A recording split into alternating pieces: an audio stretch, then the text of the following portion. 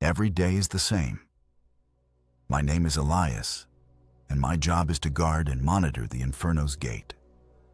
The portal, hidden from prying eyes, connecting Earth to the depths of hell. My life is a monotonous cycle of checking gate mechanisms, confirming their functionality, and ensuring no entity crosses over. It's the kind of job that attracts little attention unless something goes wrong. And today, something is profoundly wrong. A piercing alarm shatters the eerie silence. My heart hammers against my ribs as I sprint to the control panel, the deafening noise drowning out all other thoughts. The screen flashes red, screaming, "Breach!" A bead of sweat trickles down my brow. I pray, with every fiber of my being, that it's a minor glitch. But the scorch marks around the gate and the trail of devastation leading away paint a horrifyingly clear picture. The fire wraith has escaped. "Damn it!" I exclaim, slamming my fist against the console. The alarms shriek louder, mirroring my rising panic. I know the fire wraith's capabilities. Tales of its power are passed down through every generation of gatekeepers. This entity is capable of unimaginable destruction. I scramble to the surveillance feeds, hoping for a glimpse of the creature. News channels are awash with scenes of chaos. Cities burn, streets teem with panicked crowds, and the sky is choked with ash. Anchors' voices tremble as they report on the creature leaving a trail of devastation in its wake. A reporter shouts over the chaos. The creature, now dubbed the Fire Wraith, has appeared seemingly out of nowhere, laying waste to everything in its path. Military efforts to contain it have proven utterly ineffective. It feels like we're living a nightmare. I mute the feed, my hands shaking uncontrollably. The weight of responsibility crushes me. My error, my oversight, allowed the most dangerous entity from hell to roam free. But wallowing in guilt won't solve anything. Gripping the edge of the control desk, I pull up the archives on the Fire Wraith. Charts, patterns, and ancient scriptures fill the screens. If anyone can stop this creature, it's me. Suddenly, a voice crackles over the intercom. "Elias, what the hell is happening?" It's Director Anya, the facility overseer. "The Fire Wraith," I respond tersely. "It's escaped." A heavy sigh comes through the speaker. "Do we have any chance of getting it back?" I pause, studying the data before me. "It's not going to be easy, but I can do it." "Then what are you waiting for?" Anya's voice carries a mix of fear and grim determination. "Fix this, Elias." The intercom goes silent. I take a deep breath, gathering my thoughts. Every piece of information, every training session, every cautionary tale has led to this moment. I grab my gear, filling a bag with tools and artifacts that might aid me on this quest. The weight of the world rests on my shoulders, but I'm ready to face the challenge. I begin preparing for the arduous task ahead. The Fire Wraith is unlike any entity I've ever faced, and I need every advantage I can get. To my left sits a wooden chest. Opening it, I survey the contents. Artifacts, tools, and weapons collected over years of guarding the Inferno's gate. My hand hovers over an ancient dagger with an engraved hilt. It's rumored to have been forged in the fires of hell itself. I tuck it into my belt, feeling its reassuring weight. Next, I grab a vial of silvery liquid, Wraith Bane, a potion known to disrupt the energy of hellish entities, weakening them momentarily. I secure it in a pouch, ensuring it's within easy reach. My fingers brush against a series of faintly glowing engraved stones, rune stones used to create barriers or traps. I pocket a handful. Lastly, I take a series of chains crafted from a rare metal known to contain the power of hellish entities, along with a mirrored disc designed to reflect and amplify their containment properties. I then pull out a leather-bound book. Its pages are yellowed with age. Protocol for Ethereal Breaches, the title reads. It's a manual passed down through the line of gatekeepers, outlining the steps to contain any entity escaping from the gate. Flipping to the section on the fire wraith, I skim through the pages, refreshing my memory. The instructions are clear. Do not engage the fire wraith directly. Use artifacts to weaken, divert, and contain. After a moment of contemplation, I sling a leather satchel over my shoulder, filling it with a few more essentials. A compass that points towards ethereal energy, a compact first aid kit, and a silver whistle said to summon allies from the other side in dire situations. Strapping on protective leather bracers and a cloak designed to resist extreme heat, I take a deep breath, trying to calm my racing heart. I review the protocol one last time, step by step, mentally walking through the containment process, ensuring I don't miss a beat. Every move counts when facing an entity as volatile as the fire wraith. Reaching for the door handle, I brace myself for the journey ahead. The path won't be easy, but I'm prepared. Exiting the facility, the once serene atmosphere now feels foreboding. I can feel the heat from distant fires, and the acrid smell of smoke fills the air. Determined, I set out, following the path of devastation. The world around me is unrecognizable. The sky is gray, the land a sea of blackened earth and debris. The cities and towns once filled with life are now silent. The only sounds the distant crackle of fires and the crunch of ashes beneath my feet. Buildings once tall now lie in crumbled ruins. Trees are mere charcoal sticks, and rivers run thick with soot. The sky above is overcast, not with clouds, but with a suffocating blanket of smoke. Occasionally, the sun pierces through, casting a muted reddish hue over everything, creating an eerie post-apocalyptic glow. The air is thick, and each breath is filled with the taste of ash and soot. Approaching what was once a lively town, a building catches my eye. A market, oddly untouched by the surrounding chaos. The wooden sign above the entrance swings slightly. Its paint is chipped, but readable. I step inside, hoping to find supplies or items that might assist me. The interior is dusty, the air stale.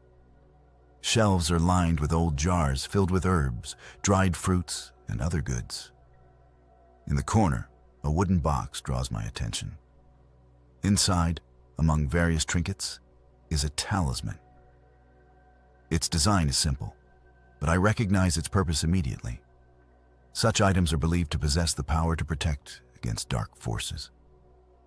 Without hesitation, I take the talisman and place it in my pocket. Amidst the ruins of the town, a figure emerges from the thick, smoky haze. The elderly man's once white hair is now streaked with ash, and his face, though lined with age and experience, is further darkened by soot. His eyes, however, shine with a resilience that's hard to miss. He shuffles closer, each step deliberate, revealing tattered clothing and scorched shoes. As he nears, I can see the weight of witnessing the fire wraith's destruction reflected in his gaze. Pausing a few feet away, he studies me with a mix of curiosity and caution. "You're chasing that beast, aren't you?" His voice is raspy, but there's a firmness to it. I nod, still scanning the horizon for any sign of the wraith's path. "I am. Do you have any information?" His eyes dart around the remnants of the town, searching for any lingering onlookers. When he's satisfied we're isolated, he leans in slightly, lowering his voice. "It passed through here hours ago, headed north. Destroyed everything in its wake, homes, memories, all gone in a flash. He pauses, his eyes distant. But let me tell you, young man, you can't face it head on. I take in his words, appreciating the gravity of the situation. With a deep breath, I respond, "Thank you for the warning. Every bit of information helps." I adjust the straps of my bag, feeling the weight of both my gear and the task ahead. I know the risks, but it's my responsibility. The elderly man nods, a glint of respect in his eyes. "Then may fortune be on your side." Continuing my pursuit, the trail leads me to a vast, open field. The sky above is clear, a stark contrast to the danger that lurks. The air is thick with the smell of burnt vegetation. Suddenly, the ground beneath me heats up.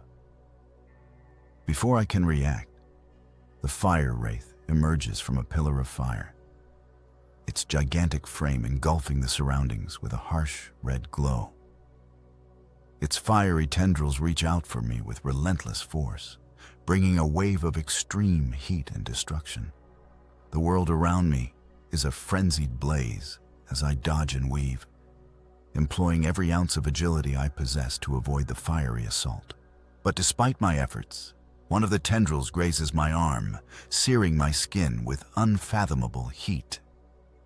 Pain shoots through every nerve, making my head spin and clouding my vision. My body screams for relief, but I know I can't afford to lose focus. The mission is too important. Countless lives are at stake. Pushing past the pain, I muster every ounce of courage and willpower to stand my ground. Adrenaline pumps through my veins, fueling my movements with a desperate kind of energy. I reach into my bag and pull out the talisman. Holding it defensively in front of me, I focus on the intricate patterns etched onto its surface, calling upon its protective powers. The fire wraith hesitates, its form flickering uncertainly as it senses the power emanating from the artifact. This brief moment of vulnerability gives me a much-needed break, a chance to formulate a quick strategy. Without wasting any time, I seize the opportunity to put distance between us. My legs move with a speed I didn't know I possessed. Each stride takes me farther away from the deadly creature. In the distance, I spot a cave, offering refuge from the burning landscape. Sprinting towards it with everything I have left, I don't dare look back, fully aware that the wraith is hot on my trail. As I approach the entrance, I throw a quick glance over my shoulder, confirming that the wraith is still pursuing me. I push myself harder. My muscles scream and protest until I finally reach the safety of the nearby cave. Inside, the temperature drops significantly, giving me momentary relief from the blistering heat outside. I lean against the cool cave wall, trying to catch my breath, knowing that this is just the beginning. I take a deep breath, allowing the cool air to fill my lungs, momentarily dispelling the smell of charred earth and burned skin. My heart rate begins to slow, but the weight of responsibility never diminishes. I settle on a flat stone, taking a moment to inspect the burn on my arm. The skin is red and blistered. I rummage through my bag, retrieving a small first aid kit, applying an ointment to the burn and wrapping it with a bandage. Once my immediate injuries are taken care of, I pull out a map and lay it flat on the ground. As I study the map, I highlight potential targets that align with the trajectory of the fire wraith. The path it has taken so far is clear. Starting from the initial breach at the gate, located in a secluded region of the Andes Mountains, it has followed a southeastern route, leaving a swath of destruction through South America. The first significant point it passed was Buenos Aires, a vibrant city now reduced to ashes.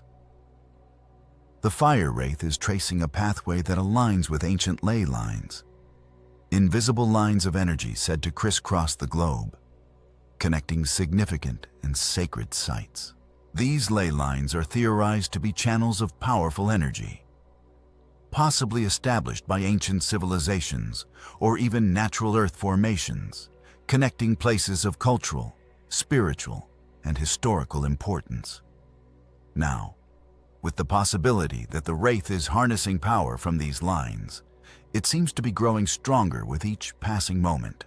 I can see its path is taking it across the Atlantic, potentially wreaking havoc on African cities such as Lagos and Kinshasa before heading towards Europe. Major cities like Paris and London could be in its path.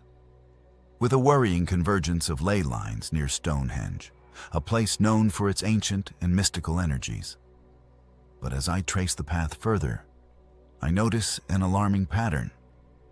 The converging lines seem to be leading the Wraith towards the city of Tokyo, a nexus where a significant number of ley lines intersect. Tokyo, being the most populous city on Earth, would provide the Wraith with an unimaginable amount of energy to absorb, magnifying its destructive power exponentially. Understanding the gravity of the situation, I know I have to intervene before it reaches that point.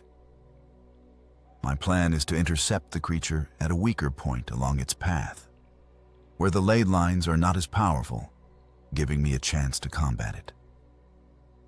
Poring over the map once more, I try to pinpoint an ideal location to intercept the fire wraith. A place where the ley lines are weaker and the creature might be momentarily more vulnerable.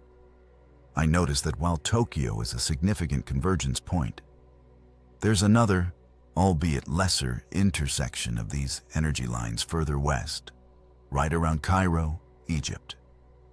This location offers two advantages. It's ahead of the Wraith's current trajectory, and Cairo, being an ancient city, holds knowledge and artifacts that might provide an extra edge in my battle against this creature. What solidifies my decision to choose Cairo is its proximity to the Great Pyramids of Giza. A historical landmark, yes, but also a source of many mystical theories. I remember reading once about how the pyramids were believed to be energy amplifiers. If I can harness this energy, even if just to protect myself or weaken the Wraith momentarily, it's worth the shot. I need to get to Cairo, and fast. Having worked in a position as crucial as guarding the Inferno's gate, I have a few contacts who owe me favors. I make a call to an old friend who works in a special division of global transport, one that can arrange quick and discreet travel. Cassian, I say urgently as soon as he picks up, I need to get to Cairo fast. There's a brief silence before he responds. You're chasing the Wraith, aren't you? Yes, I admit. And I might have a plan. He sighs. All right. There's a cargo flight leaving for Cairo in 3 hours from a private airfield nearby. I'll get you a seat. Thank you, I reply, relief washing over me. Every moment counts. 3 hours later, I find myself on a dimly lit cargo plane, its engines roaring to life. As the plane takes off, cutting through the night sky, I go over my strategy once more, refining every detail. As the plane descends, the sprawling expanse of Cairo comes into view. The city, lit by a combination of streetlights and the shimmering moonlight, radiates an ambiance that's both ancient and modern. The Nile River flows gently, a glittering vein of life through the heart of Egypt. The cargo plane touches down on a remote airstrip away from the city's main airport to maintain discretion. The moment the plane's wheels make contact with the tarmac, I feel a rush of anticipation. The door to the aircraft opens, revealing the warm Egyptian night. As I step out, the dry desert wind carries with it a mix of city smog, spices, and the distant sounds of Cairo's bustling life. Waiting on the tarmac is a car. Its engine idles, a driver leaning against it. He's been sent by Cassian to ensure I reach my destination without any hitches. "Mr. Elias?" he asks as he sees me approach. I nod. "Yes, that's me." He gestures towards the car. "I was instructed to take you wherever you need to go." "First, to a hotel. I need a base of operations, somewhere discreet," I reply, glancing around to ensure we're not being observed. The drive into the city is uneventful, but the weight of my mission keeps me alert. Cairo is alive, even at this hour. Marketplaces are still open, with vendors selling their goods, and the aroma of Egyptian cuisine fills the air. We pass the monumental structures of mosques, their minarets reaching towards the heavens, contrasting sharply with the modern high-rise buildings adjacent to them. The driver chooses a modest hotel in Old Cairo. The owner, an elderly man with a kind face, greets me with a nod. No words are exchanged. He's been briefed about the need for discretion. Once in my room, I lay out my map and the tools I've brought with me. The pyramids of Giza are not far, and I'll need to visit them soon to ascertain their potential to aid my mission. But for tonight, rest is essential. I secure the room's door and windows, ensuring no unwanted surprises. Tomorrow is a new day, and I'll need all the energy and wit I can muster to face the challenges that lie ahead. As dawn breaks, Cairo comes alive with the sounds of the Adhan, the call to prayer from the many mosques across the city. I rise early, preparing myself for the day ahead. After a quick breakfast of traditional Egyptian flatbread, I set out towards the pyramids of Giza. Despite having read and seen much about them, witnessing the pyramids in person is an entirely different experience. The ancient stones carry with them millennia of stories, secrets, and mysteries. The magnitude of their presence is overwhelming, making one feel both insignificant and in awe. I approach the base of the Great Pyramid, feeling the smoothness of the stones under my touch. Drawing from my knowledge, I search for certain markings and signs, hints that could provide an advantage in my impending encounter with the fire wraith. Several hours pass as I comb through the areas around the pyramids, making notes and capturing photos with my camera. While the pyramids themselves are awe-inspiring, I can't seem to find anything that could directly aid my mission. However, as the sun reaches its peak, casting a golden hue over the desert, an epiphany strikes me. What if the true power of the pyramids isn't just in their physical presence, but in their alignment? If the fire wraith is following ley lines, perhaps there's a way to manipulate or disrupt its course by understanding and intervening in the alignment of significant landmarks. I quickly head back to my hotel, diving deep into my research, cross-referencing ancient texts with modern topographical maps. A pattern starts to emerge. While Tokyo remains a significant convergence point, there are smaller intersections and nodes that the fire wraith would have to pass through. One such node is the ancient city of Petra in Jordan. If my calculations are right, the wraith will pass through this city before heading to Tokyo.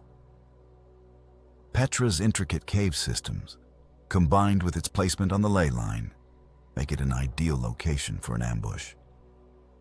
Determined, I contact Cassian once more, arranging for transport to Jordan. As Cairo's skyline fades behind me, I focus on the road ahead. Petra awaits, and with it, an opportunity to confront and stop the fire wraith before it reaches its final destination. Arriving in Petra, I know that I don't have much time. If my prediction is correct, the fire wraith will be upon Petra soon. I need to prepare. I find a vantage point within the Al-Khazne, also known as the Treasury, arguably the most iconic structure in Petra. From here, I can view the main pathway leading into the city. I lay out my tools, the map, the notes, and a small velvet pouch containing my runestones. Runestones are small stones, usually rounded and flat, inscribed with various symbols from a runic alphabet. Historically, they are associated with divination and magic. The lore speaks of a particular configuration of runestones that can disrupt or alter the flow of energy within ley lines. By placing them in strategic locations around Petra, especially near the main entrances and pathways, I hope to create an energy barrier, or net of sorts. This might not stop the wraith entirely, but it could weaken or disorient it long enough for me to intervene. I carefully place each stone, whispering incantations passed down through generations. As I set the final stone in place, there's a slight tremor underfoot, a soft humming that resonates through the ground. The runestones are activating, their energy sensing the natural ley lines coursing below Petra. Suddenly, a violent gust of hot wind sweeps through the canyon. It's here. I rush back to my vantage point, just in time to see the fire wraith enter Petra. The first thing I notice is its sheer size. When I last encountered it, it was daunting, yes. But now it's grown to an almost unimaginable scale. It looms over the city's entrance, standing at least 3 times the height of the famed Alcazne. Its once defined humanoid shape is now more amorphous, like a colossal inferno given sentience. Its body is a turbulent vortex of flames and embers. The flames dance and swirl, forming twisted tendrils that snake outwards, reaching for everything in their vicinity. The wraith's core is a deeper shade of crimson, giving the illusion of a beating heart. Every step it takes sends sparks flying, which fall to the ground like a deadly rain. But it's the eyes that are truly mesmerizing. Amidst the seething mass of fire are 2 piercing, ember-like eyes, radiating malevolence and intelligence. They burn brighter than the rest of its body, casting an otherworldly glow that paints Petra in an eerie red light. Its very presence produces immense heat, making the air shimmer and warp around it. The fact that it's grown in size only accentuates its terrifying presence, making the challenge ahead seem even more insurmountable. People are fleeing. The sky is painted with a deep orange, mirroring the anger of the fire wraith below. While most of Petra's residents run for safety, a few brave souls attempt to douse the fires with water. But their efforts are in vain. The flames are not like any ordinary fire. They are infused with the malevolent energy of the wraith. Water evaporates upon contact, and the flames only grow fiercer. In another section of the city, merchants quickly pack their goods, abandoning their stalls in the hope of finding shelter. The scent of burnt wood and scorched fabric fills the air, mingling with the more intense smell of the wraith's fiery wrath. The barriers I've placed throughout the city are proving effective, causing the wraith to second-guess its path. The runestones seem to be the wraith's primary weakness. Each time it nears one, the beast recoils, and its energy diminishes for a brief moment. I also noticed that the city's natural features are aiding my defense. The rose-red cliffs that Petra is famous for act as natural barriers. The wraith, despite its power, has to navigate through the winding paths, making it more predictable in its movements. With each passing minute, my confidence grows. The combination of my preparations and Petra's unique geography gives me a fighting chance against it.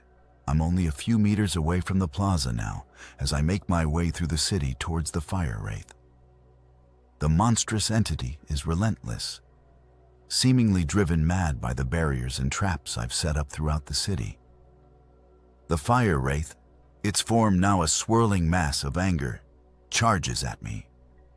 Flames shoot out like arms, trying to ensnare me.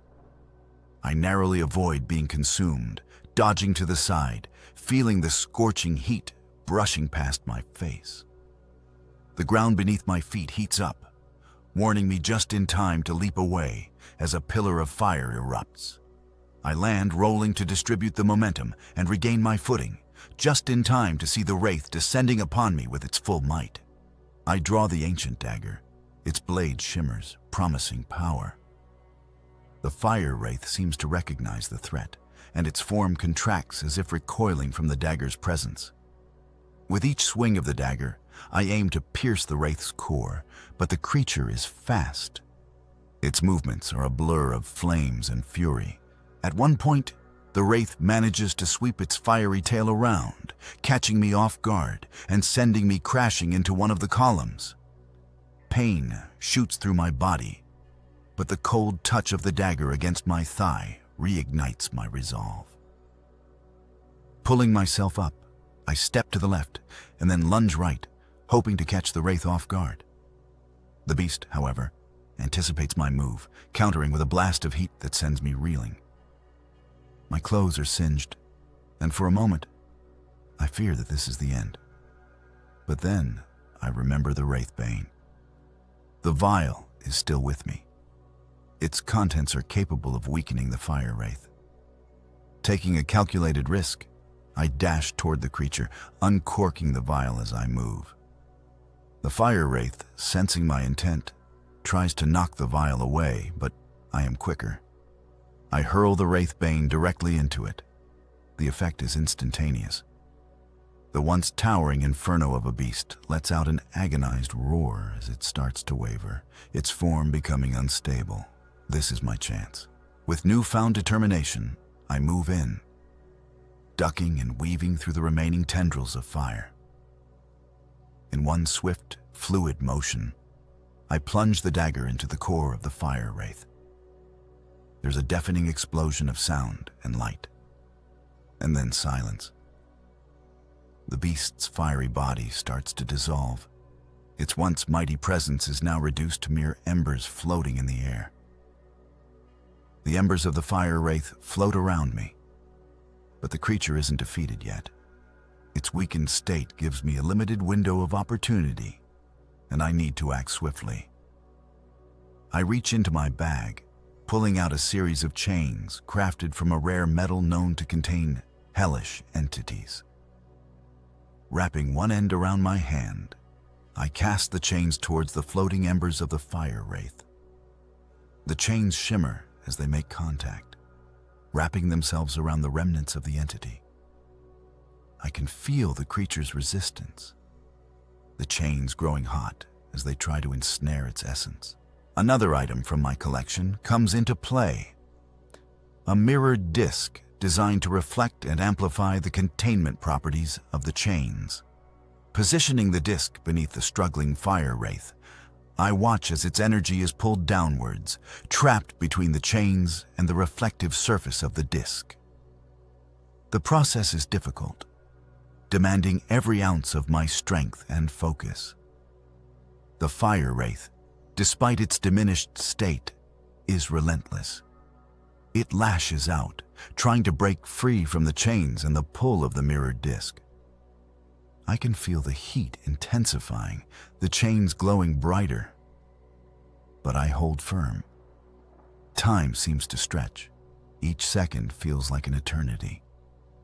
Sweat pours down my face, my muscles ache, and my grip on the chains threatens to weaken.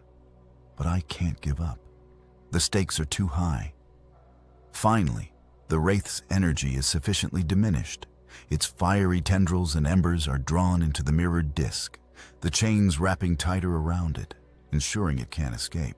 Using a containment vessel I've prepared for this very purpose, I seal the fire wraith inside. The vessel, a crystal orb infused with protective runes, glows from within. The fire wraith's essence is trapped inside, and its rage is reduced to mere flickers of flame. I slump to the ground as exhaustion washes over me. But the fight isn't over. The containment vessel is just a temporary solution. The fire wraith must be returned to its rightful place behind the Inferno's gate. With a deep breath, I gather my belongings and set out, determined to ensure the fire wraith remains where it belongs, in the depths of hell. The sun is setting, casting a golden hue across the horizon. The silence is interrupted only by the distant sound of fires still smoldering from the wraith's rampage. Traveling by night, I avoid populated areas, navigating through forests and over mountains. I employ every skill I possess to remain unseen and move quickly. The landscape eventually changes as I near the location of the gate. The air grows colder, and an eerie stillness envelops the surroundings. The once familiar terrain now feels foreboding. The gate's proximity exudes tangible energy, a force that pulls at the very essence of the trapped wraith within the vessel. Approaching the hidden entrance to the Inferno's gate, the mechanisms and safeguards appear intact. No evidence remains of the wraith's violent exit, save for a few scorched marks on the ground. The massive doors stand firm, awaiting the return of their escaped prisoner. Drawing the containment vessel close, I begin the intricate process of transferring the fire wraith from the orb back to its prison. The orb pulses faster as the trapped entity senses its impending return to captivity.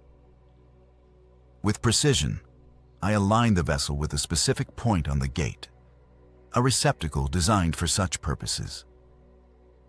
As the transfer initiates, a brilliant light emanates from the orb. The swirling essence of the fire wraith is pulled from the containment vessel, moving towards the gate. The process is intense, and the energy exchange causes the very ground beneath me to tremble. But slowly, the light dims, and the fire wraith's essence is completely transferred and once again imprisoned behind the Inferno's gate. Exhaling deeply, I take a moment to process the events that have transpired. The containment vessel, now devoid of its dangerous prisoner, is set aside. Turning away from the Inferno's gate, the weight on my shoulders feels slightly lighter. With the fire wraith once again imprisoned, the world slowly begins to rebuild. News reports are filled with communities coming together to heal. Global leaders commend the efforts of unknown heroes, unaware of the true nature of the threat they faced and the singular guardian who stood between them and annihilation. I, however, find little solace in these victories. The experience has left me with a deep sense of vulnerability. While the fire wraith's escape was a rare occurrence, the reality is that the gate holds countless other entities, each with its own malicious intent. I decide that it's time to fortify the gate's defenses further. Using the knowledge I've gained and harnessing the power of various artifacts, I set to work. The mechanisms are enhanced, and additional layers of protection are added. The risk of another breach is significantly reduced, but I remain vigilant. And in the event something escapes again, I will be ready. That's the end of today's story. I hope you liked it as much as I did. Have you ever experienced something similar? Share your thoughts in the comments, like and subscribe for new daily stories, and to support our channel. See you soon.